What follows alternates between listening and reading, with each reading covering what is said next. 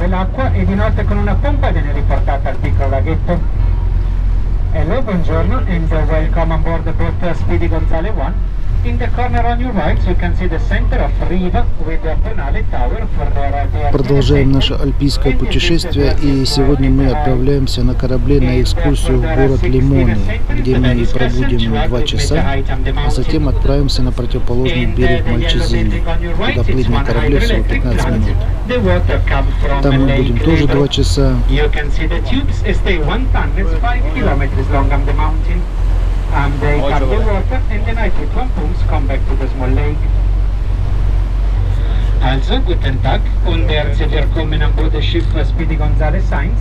Hinter uns sehen Sie die Zentrum von Riva mit der Bonale-Turm von 1300 und es ist 34 Meter hoch. Und von 1500 ist die venezianische Festung 200 Meter hoch am Berg. Und das Gelderkomplex am See ist eine Wasserkraftwerk. Es nimmt das Wasser vom Lebresee. Hier sehen Sie die Röhren und dann gibt ein Tunnel 5 Kilometer lang am Berg. E come ben sapete il lago di Garda è il più grande d'Italia, ha una superficie di 370 km quadrati, ha una lunghezza di 52, una larghezza massima di 17 e una profondità massima di 346 metri. E si trova a 65 metri sul livello del mare. Es ist 370 Quadratkilometer, 52 Kilometer lang, 17 breit und die tiefste Stelle ist 346 Meter und es ist 65 Meter über der Meerspiegel. Und an der Ganarix jetzt sehen Sie auch 2 Straßen. Die obere ist eine alte österreichische Straße von 1800. And the Lake Garda is the largest lake in Italy. It's 370 square kilometers, 52 kilometers long, 17 more bright, and 346 meter deep. And this is 65 meter at the sea level.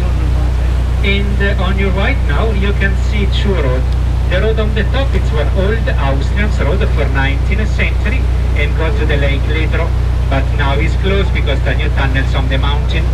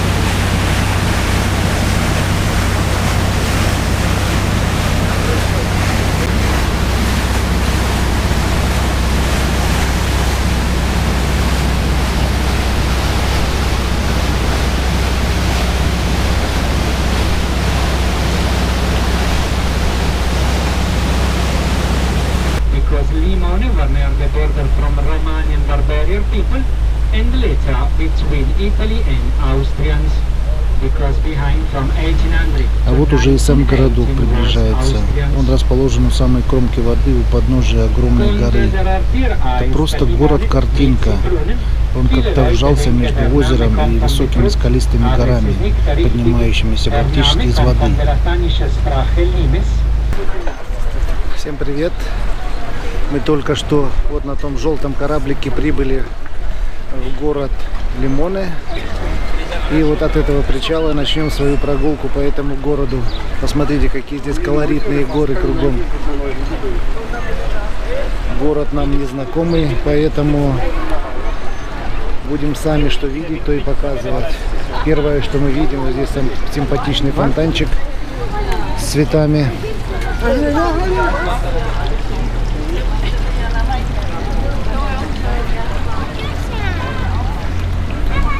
Сюда можно приехать и на машине С левой стороны вот парковка прямо у озера Гарда. Но не факт, что здесь можно припарковаться. Поэтому мы решили приплыть сюда на кораблике.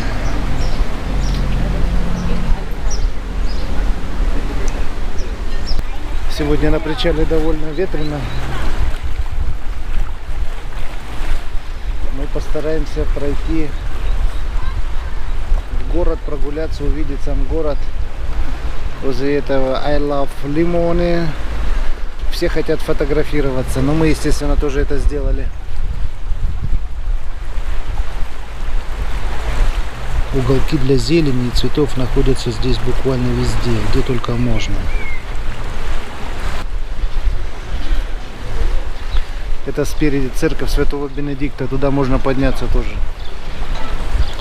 В настоящее время в Лимоне проживает примерно 1500 человек. Однако в пик сезона, который длится с марта по октябрь, численность населения увеличивается в несколько раз.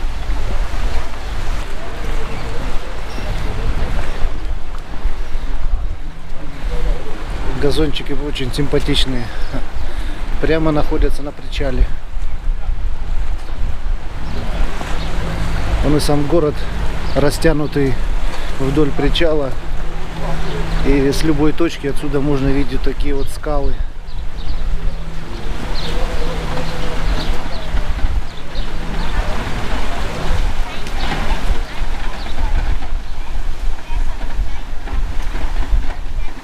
Люди сидят, наслаждаются, несмотря на ветреную погоду.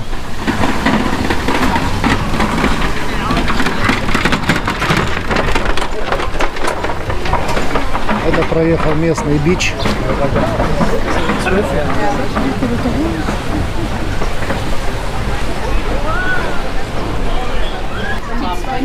Сегодня людей очень много.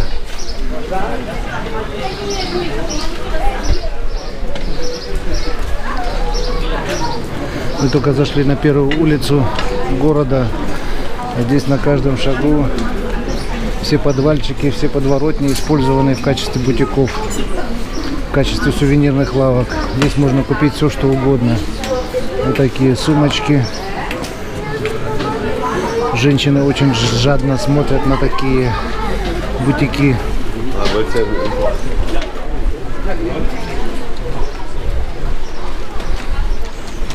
Если посмотреть, вот люди очень много уделяют внимания своим домам.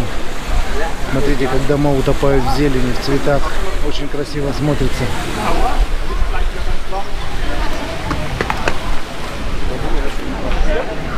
Ну, конечно, куда мы без сумочек? Ты все на эти сумочки смотришь, да? Я не знаю, почему прикольная сумочка, если не ходить. Вот смотрите, какие узенькие улочки.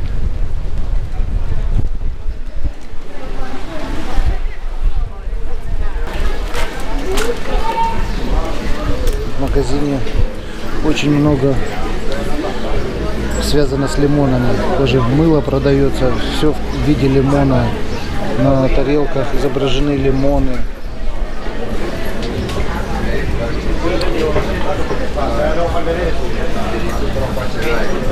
Очень много внимания уделяется лимонам. Иди сюда, внимание, викторина. Пошли быстрее, Смотри, а то мы не успеем. ты знаешь, что это такое? Вот это. Это шпагетти мер. Порция шпагетти измеряется таким способом.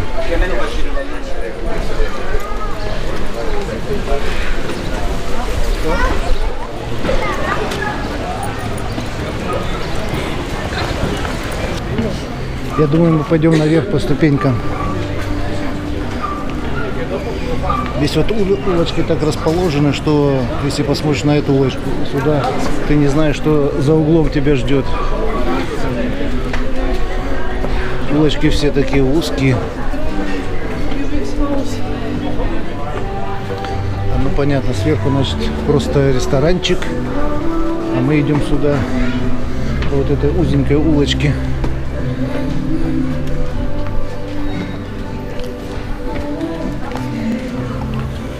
Существует версия, что название города произошло от лимона. Ну только что на корабле говорил, что это не Но что это нет. неправда, это вымысел. Это сделано для того, чтобы привлечь туристов.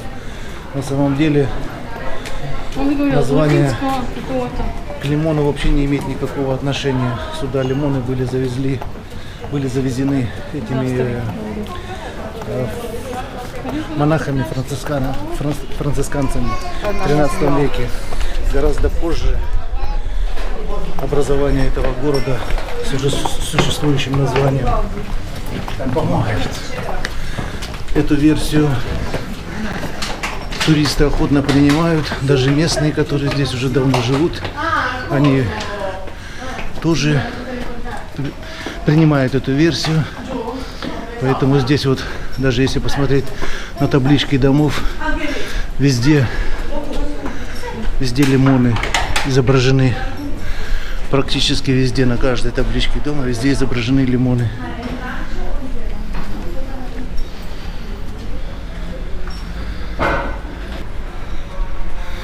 Вот откуда ни посмотри, везде просматриваются скалы. Особенно если со стороны причала смотреть, то видно, что скалы являются как фоном города. Смотрите.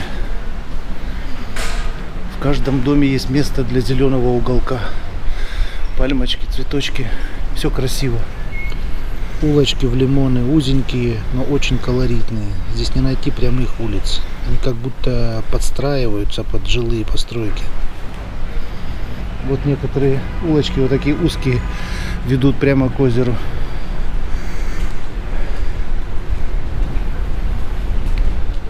Посмотрите, лимоны изображены везде. Здесь даже есть лимонные плантации.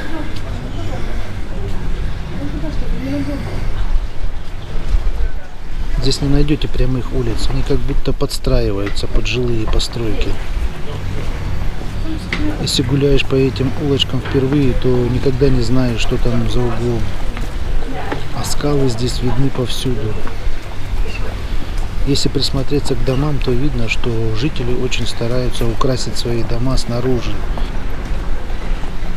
Мы сейчас просто гуляем по городу и наслаждаемся видами.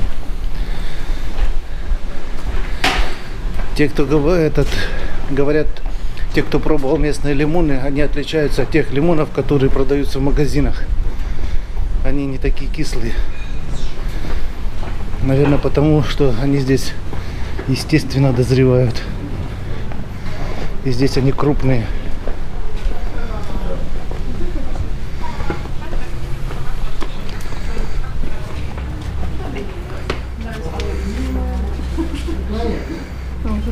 Лимонарио.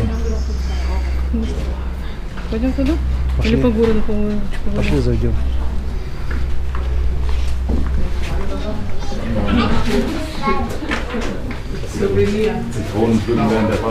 А сюда не стоит. Здесь, короче, рассказывают любителям, как выращивать, как ухаживать за лимонами. Здесь ничего особенного такого нету.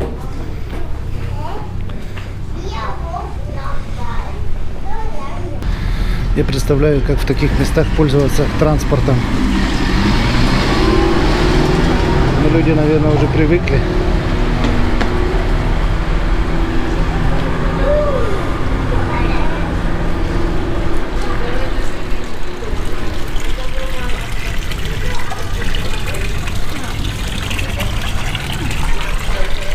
Да, улочки очень колоритные, очень красиво. Просто загляденье. Сейчас мы идем к церкви Святого Бенедикта. Это тоже является церковь местной достопримечательностью.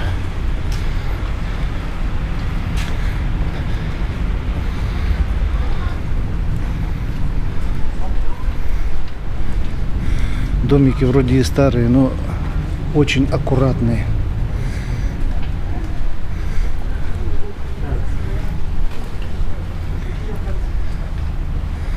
Люди очень много времени, наверное, уделяют тому, чтобы украсить свое жилище. Даже простые горшочки на подоконниках очень красиво смотрятся.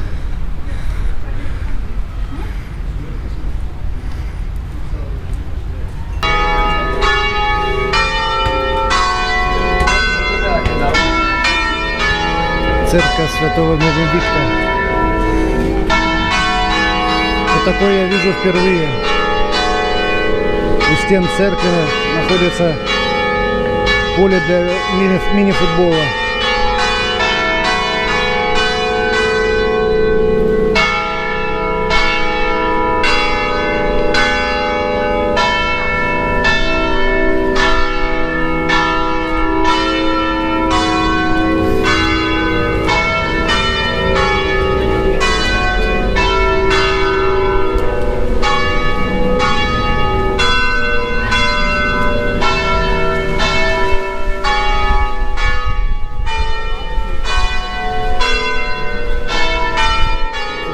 Повсюду лимоны, изображение лимонов. Святая Дева Мария.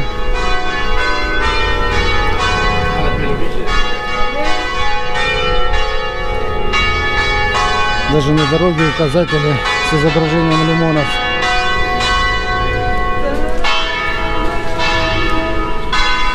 Здесь, в этом городе, очень много лимонных плантаций, и урожай бывает снимают до 4 раз в год.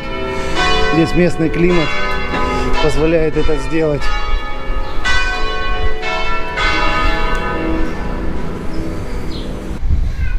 Сейчас мы находимся у входа в церковь. Это Святого Бенедикта. И отсюда открываются вот такие вот виды на набережную, на озеро Гарда. И кругом скалы.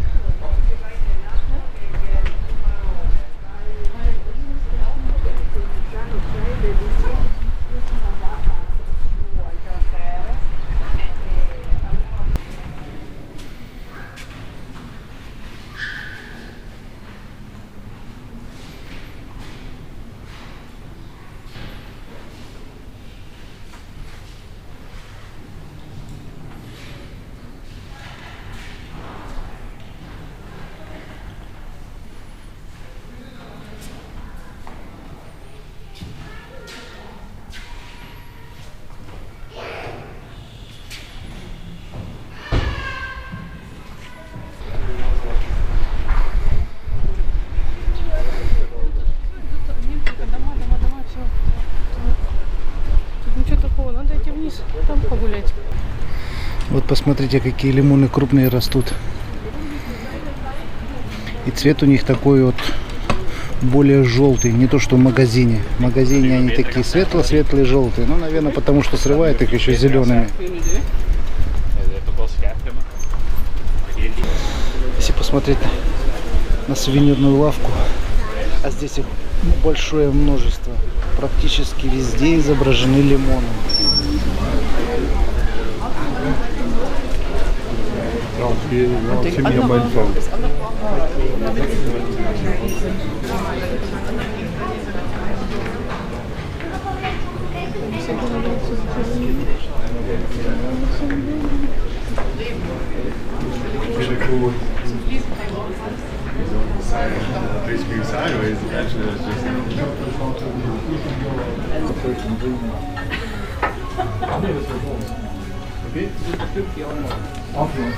Картина очень симпатичная, да? Особенно вот эти панорамы.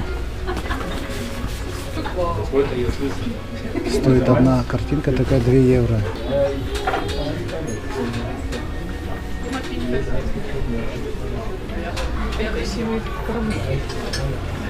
Сколько такой кораблик стоит? 7,90. 7,90.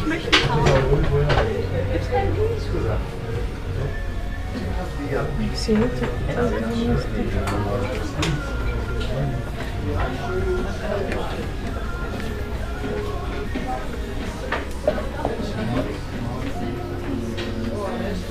Сувенирчики очень красивые.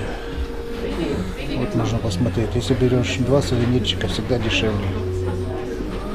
В принципе, цены не дешевые, но вполне доступные.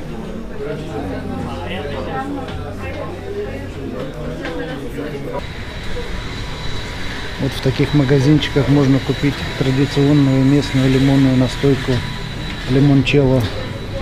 Но скажу честно, мы ее до приезда сюда уже попробовали. Она нам по душе не пришлась. Но итальянцы ее любят. но является местным национальным напитком.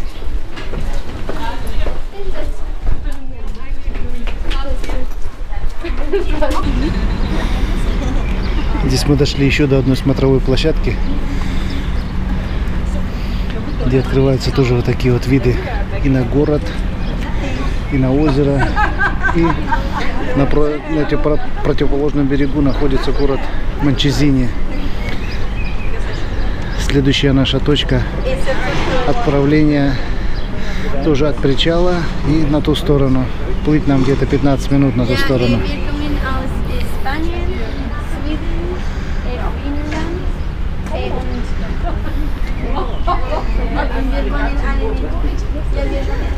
Здесь тоже совсем небольшая маленькая церквушка.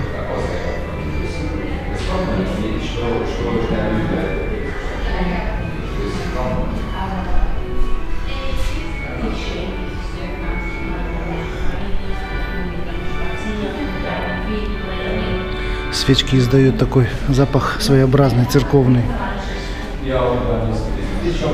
Запах ладана, наверное. Смотрите, какие здесь ступеньки. Прежде чем здесь спускаться, надо обязательно помолиться. Иначе можно носом так загреметь. Упс.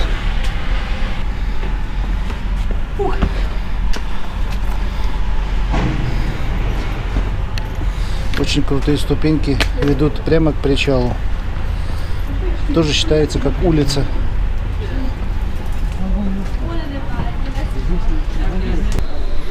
Смотрите, часики какие. И цена у них 149 евро. Тоже.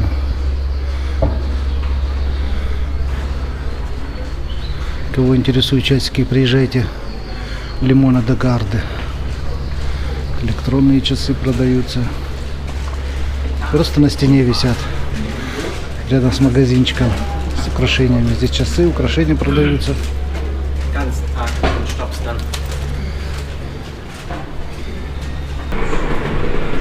Смотрите, еще какие улочки здесь есть, куда туристы вообще не заходят. Но они тоже не менее симпатичны. Здесь люди живут.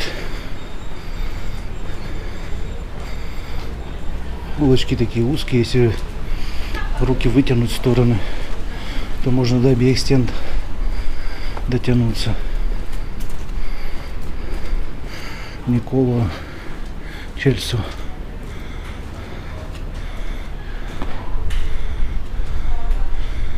Смотрите, в городе практически у каждого дома таблички с номерами домов украшены лимонами. А здесь какая красота, смотрите.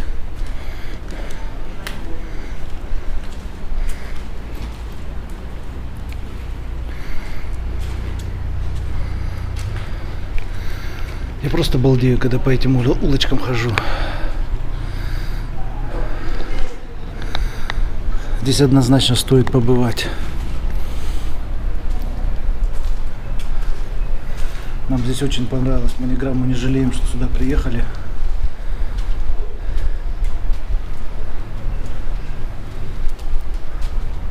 У этих улочек такой колорит.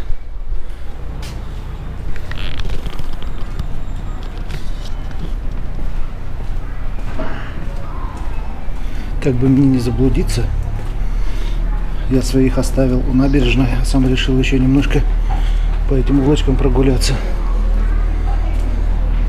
Вот видите, это та часть города, куда уже туристы практически не забредают.